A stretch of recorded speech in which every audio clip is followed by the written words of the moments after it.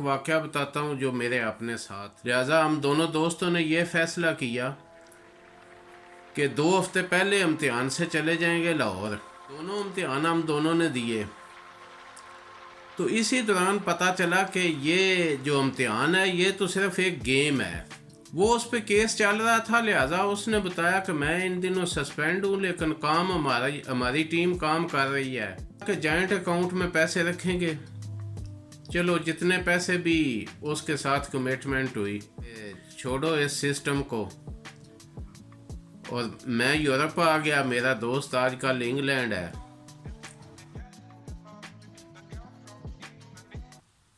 अभी चंद दिन पहले एक मीडिया में खबर देखी पंजाब पब्लिक सर्विस कमीशन के पेपर आउट होने की।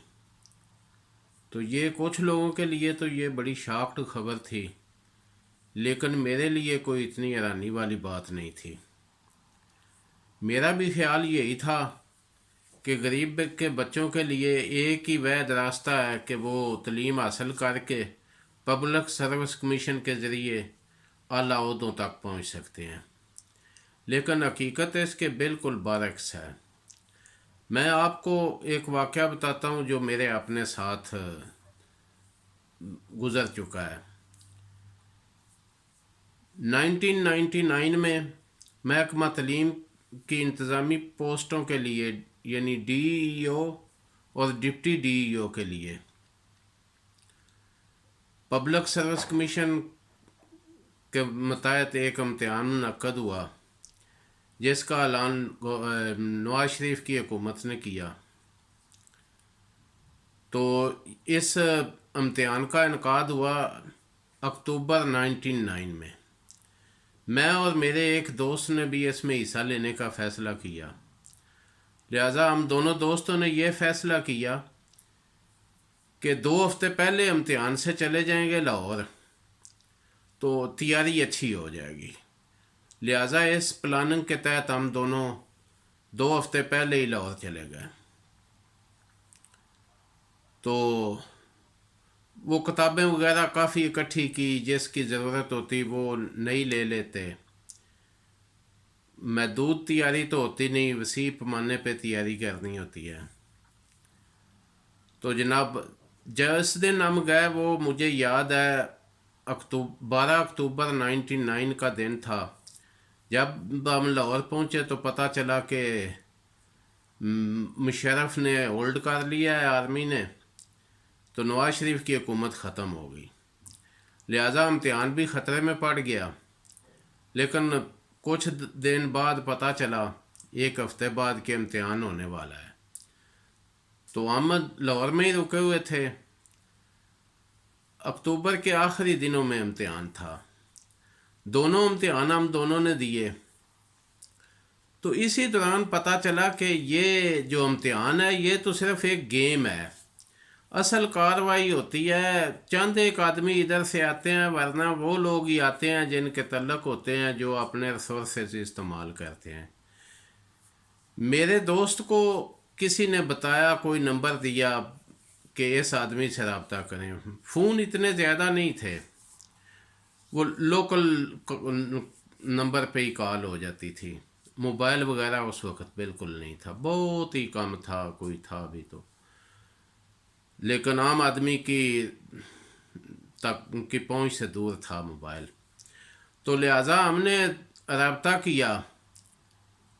तो सांदा के एक प्रॉपर्टी ऑफिस का टाइम बन गया। सांदा रोड पे, लाहौर सांदा रोड पे सेक्रेटेरिएट के पीछे एक प्रॉपर्टी ऑफिस था, उधर का टाइम बन गया उस आदमी के साथ। हम गए, और भी काफ़ी लोग बैठे हुए थे। तो पता चला कि इनका भी यही काम है, ये भी पब्लिक सर्विस कमीशन के काम ही करवाने के लिए आए हुए हैं। उनमें से मुझे याद है कि 2 MPA भी थे, वो भी ऐसे काम लेके ही आए हुए थे। तो उन साहब से जब मुलाकात हुई तो वो पंजाब पब्लिक सर्विस कमीशन में सुपरडेंट के ओहदे पर फायज थे, लेकिन उन्होंने अपने भाई को पुलिस में सब इंस्पेक्टर भर्ती करवाया था, जिसकी BA की डिग्री भी नहीं थी। تو وہ کوئی جعلی ڈگری بنوا کے BA کی اس نے اپنے بھائی کو پولیس میں بھرتی کروایا. وہ اس پہ کیس چل رہا تھا، لہٰذا اس نے بتایا کہ میں ان دنوں سسپینڈ ہوں لیکن کام ہماری ٹیم کام کر رہی ہے تو کام ویسے ہی جاری ہے. تو جناب اس سے کمٹمنٹ ہو گئی. یہ بات تو ویسے سیکرٹ ہے، یہ شور سنا میڈیا میں تو میں نے بھی فیصلہ کیا چلو میں بھی بتاتا ہوں.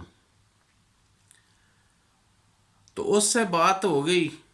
اس نے کہا امتحان بھی پاس کروائیں گے، انٹرویو بھی پاس کروائیں گے، ساری ہماری ذمہ داری ہوگی. تو جس ڈسٹرکٹ میں آپ اپوائنٹمنٹ چاہیں گے اس ضلع میں ہوگی. تو آگے آپ کی قسمت.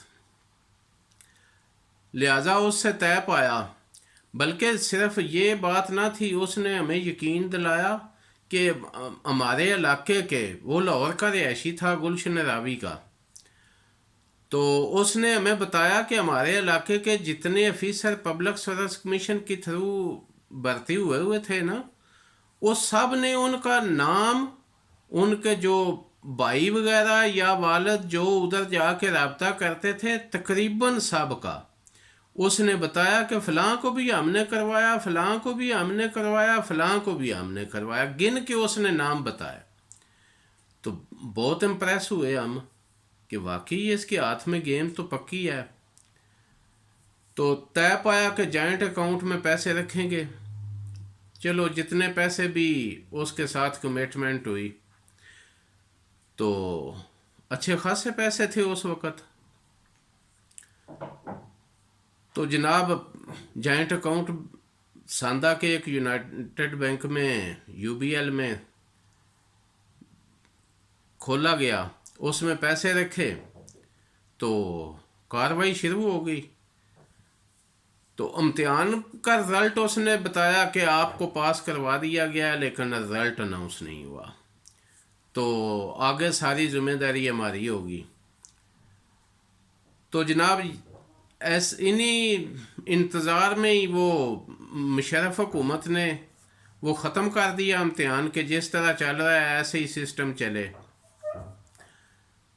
تو وہ سلسلہ ہمارا تو آگے نہ بڑھ سکا. تو بہتر جانا کہ چھوڑو اس سسٹم کو، اور میں یورپ آ گیا. میرا دوست آج کل انگلینڈ ہے. تو یہ بالکل شارٹ کر کے آپ کو بتا رہا ہوں کہ غریب آدمی کو بہت کم حق ملتا ہے. مجھے تو وہ بھی یاد ہے، شاید دوستوں کو یاد ہوگا کہ بلوچستان پبلک سروس کمیشن کے 16 تقریباً تھے کینڈیڈیٹ جن کو کنفرم کر کے وہ آگے نام دے دیے تھے مختلف محکموں کو بھرتی کرنے کے لیے. لیکن جب انکوائری ہوئی تو ان میں سے صرف 3 میرٹ پر تھے، باقی 13 جو تھے وہ سب یا بھتیجے بھانجے تھے کسی کے، تو یا پیسے دے کے آئے ہوئے تھے. تو سسٹم تو یہی چلتا ہے. یہ کوئی اتنی حیرانی والی بات نہیں کہ یہ ہو گیا تو کیا ہوا. یہ پیپر آؤٹ کروانا صرف ان کی ذمہ داری نہیں ہوتی، وہ سارا کام ذمہ لیتے ہیں. یہ کوئی اتنی شاخ بات نہیں. تو یہ میرے ساتھ بیتی ہوئی ہے. ایسے ہی ہوتا ہے، ایسے ہی سسٹم چلتا ہے. میرٹ پہ بہت کم لوگ آتے ہیں، زیادہ لوگ پیسوں کی مدد سے ہی آتے ہیں. اس کے بعد بھی کئی سنے کہ یہ بھی اتنے پیسے دے کے آ گیا، یہ بھی، لیکن یہ تو سنی سنائی باتیں ہیں. میں آپ کو اپنی حقیقت بتا رہا ہوں. تو وہ آدمی بعد میں بحال بھی ہو گیا، تو دوبارہ وہ پنجاب پبلک سروس کمیشن کا آفس کا حصہ بنا. پتہ نہیں کیا گیم ہے اس کی، آج کے سال میں ہے، مجھے تو 20 سال ادھر ہو گئے. اوکے جی، اللہ حافظ.